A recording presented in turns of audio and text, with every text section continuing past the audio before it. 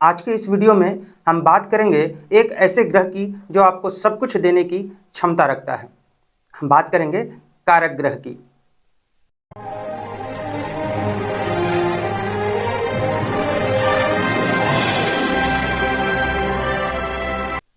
आपका कोई सा भी लग्न है, कोई सी भी राशि है, परंतु यदि कारक ग्रह कारक भाव में विराजमान है तो सब कुछ देने की क्षमता वह अकेले ग्रह रखता है।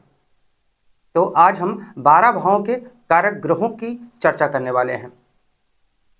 प्रथम भाव जो कि लग्न भाव है, उसका कारक ग्रह होता है सूर्य। अब आपका कोई सा भी लग्न हो, कोई सी भी राशि हो और किसी भी भाव का स्वामी हो, परंतु सूर्य यदि प्रथम भाव में विराजमान है अर्थात लग्न में विराजमान है तो सूर्य लग्न यानी प्रथम भाव का कारक ग्रह है। यहाँ पर सूर्य विराजमान होगा तो ऐसा व्यक्ति तेजस्वी होगा, प्रभावशाली होगा, दूसरों पर अपना आधिपत्य जमाने वाला होगा, रौबदार होगा और इसमें बहुत एनर्जी होगी।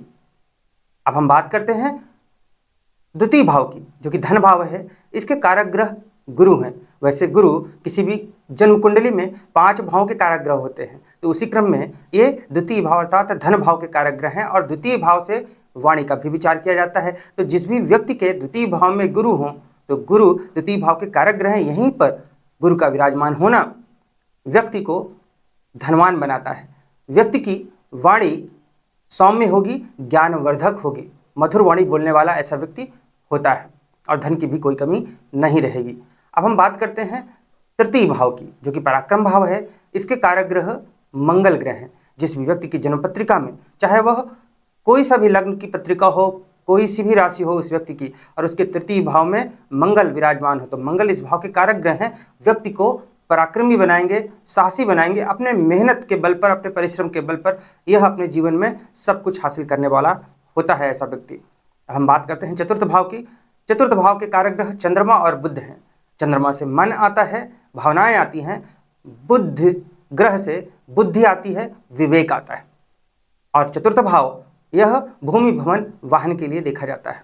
तो जिस भी व्यक्ति की जन्म पत्रिका में चतुर्थ भाव के कारक ग्रह चंद्रमा या बुध या फिर दोनों विराजमान होते हैं, ऐसे व्यक्ति को भूमि भवन वाहन की कभी कोई कमी नहीं होती है, सुख समृद्धि की कभी कोई कमी नहीं होती है। यह अपने भावनाओं और अपनी बुद्धि का समुचित उपयोग करना जानते हैं ऐसे व्यक्ति। अब हम बात करते हैं पंचम भाव की। पंचम भाव उसके कारक ग्रह गुरु ग्रह हैं। पंचम भाव से शिक्षा का भी विचार किया जाता है। गुरु ज्ञान के कारक ग्रह हैं, शिक्षा का भी विचार इनसे किया जाता है। अब पंचम भाव या पंचमेश किसी कारण से यदि पीड़ित भी हो परंतु गुरु पंचम भाव में विराजमान हो तो ऐसा व्यक्ति शिक्षित होता है। किसी कारण से यदि शिक्षा पूरी भी ना हो पाए तो भी ज्ञान की कोई कमी नहीं होता है, ऐसे व्यक्ति ज्ञानी होते हैं। हम बात करते हैं षष्ठ भाव की।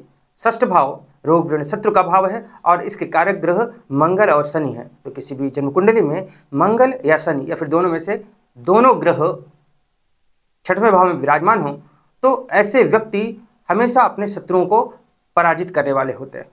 बात करते हैं सप्तम भाव की। सप्तम भाव वैवाहिक जीवन का भाव है, पार्टनरशिप का भाव है। सप्तम भाव के कारक ग्रह शुक्र हैं। विशेषकर पुरुषों की जन्म पत्रिका में तो अवश्य ही शुक्र को देखा जाता है सप्तम भाव के लिए। स्त्रियों की जन्म पत्रिका में यहाँ से शुक्र और गुरु दोनों को देखना चाहिए। तो वैवाहिक जीवन के संबंधों के लिए शुक्र और गुरु को देखना चाहिए। पुरुषों की कुंडली में शुक्र सप्तम के कारक हैं। स्त्रियों की केस में गुरु को भी यहाँ पर सम्मिलित किया जाता है। हम बात करते हैं अष्टम भाव की। अष्टम भाव आयु का भाव है और इसके कारक ग्रह शनि है। यदि शनि अष्टम भाव में विराजमान है तो ये व्यक्ति की आयु को बढ़ाते हैं। कैसे? शनि ग्रह बहुत धीरे चलते हैं, एक राशि में 2.5 वर्ष तक रहते हैं, तो इस प्रकार ये व्यक्ति की आयु को स्लो कर देते हैं, धीमा कर देते हैं, अर्थात व्यक्ति की आयु को बढ़ा देते हैं। तो हम बात करते हैं नवम भाव की जो कि भाग्य भाव है। इसके कारक ग्रह सूर्य और गुरु हैं। ये दोनों ग्रह या दोनों में से कोई एक ग्रह नवम भाव में विराजमान हो तो ऐसे व्यक्ति का भाग्य सदैव साथ देने वाला होता है। ये अच्छे कर्म करेंगे तो इनका भाग्य सदैव इनके साथ रहता है। हर काम बड़ी सुगमता से पूरा हो जाता है। हम बात करते हैं दसम भाव की। दसम भाव कर्म भाव है। इसके 4 कारक ग्रह हैं, सूर्य, बुध, गुरु और शनि। ये 4 ग्रह इसके कारक ग्रह हैं। इनमें से चारों या फिर कोई भी 1 या 2 ग्रह इसमें विराजमान हो दशम भाव में, तो ऐसे व्यक्ति अपने कर्म क्षेत्र में बहुत उन्नति करने वाले होते हैं, इनका करियर बहुत बढ़िया रहता है। और यदि सूर्य यहाँ पर विराजमान है तो सूर्य, देखिए गवर्नमेंट डिपार्टमेंट सूर्य से ही आता है, तो सूर्य यदि दशम भाव में विराजमान है तो बताना चाहूँगा कि दशम भाव में सूर्य दिग्बली हो जाते हैं। और यहाँ पर सूर्य का विराजमान होना व्यक्ति को कर्म क्षेत्र में उन्नति तो देता ही है, शासन प्रशासन से, सरकार से, गवर्नमेंट से इनको सहायता भी मिलती है, सपोर्ट भी मिलता है। हम बात करते हैं एकादश भाव की। एकादश भाव आय भाव है, लाभ का भाव है, धन से संबंधित भाव है और इसके कारक ग्रह गुरु हैं। कुछ देर पहले ही मैंने बताया था कि द्वितीय भाव जो कि धन भाव, उसके कारक ग्रह भी गुरु हैं और एकादश भाव आय भाव है, अभी उसके भी कारक ग्रह गुरु ही हैं। तो धन की स्थिति को देखने के लिए जन्म पत्रिका में गुरु की स्थिति को अवश्य ही देखना चाहिए। अब हम बात करते हैं द्वादश भाव की। द्वादश भाव, यहाँ से हॉस्पिटल के खर्चे आते हैं, व्यय का भाव है और यहाँ के कारक ग्रह शनि है और शुक्र भी है। तो शनि या शुक्र यहाँ पर यदि विराजमान है तो आपको शुभ फल ही देंगे। शुक्र की बात करें तो शुक्र द्वादश भाव में बहुत उत्तम फल देने वाले माने गए हैं। सामान्यतः कोई भी ग्रह द्वादश भाव में हो तो अच्छे परिणाम नहीं देता, परंतु शुक्र ऐसे हैं जो आपको द्वादश भाव में हैं तो वैभवशाली बनाते हैं। हालांकि जो वैवाहिक जीवन है उसमें थोड़ी बहुत समस्याएं आ सकती हैं। तो इस प्रकार से हमने अभी देखा 12 भावों के कारक ग्रहों के बारे में जाना।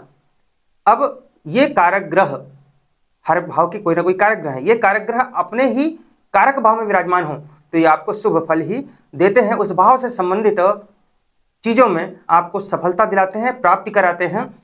तो यदि आप जन्मपत्रिका पे उठाकर देख लीजिए और उसमें किसी भाव में उस भाव के कारक ग्रह विराजमान है, भले ही वे किसी भी भाव के स्वामी हो, भले ही आपकी राशि कोई भी हो, भले ही आपका लग्न कोई सा भी हो, लेकिन कारक भाव में यदि कारक ग्रह विराजमान है तो उसको बल दें।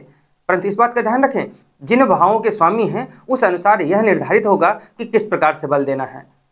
कुछ ग्रहों को तो आपको रत्न पहनकर बल देना पड़ेगा, कुछ को मंत्र के द्वारा बल देना पड़ेगा, कुछ ग्रहों को रुद्राक्ष की सहायता से बलवान बनाना होगा, तो कुछ को दान की सहायता से बलवान बनाना होगा और कुछ ग्रहों के लिए यंत्र की पूजा का भी विधान रहेगा।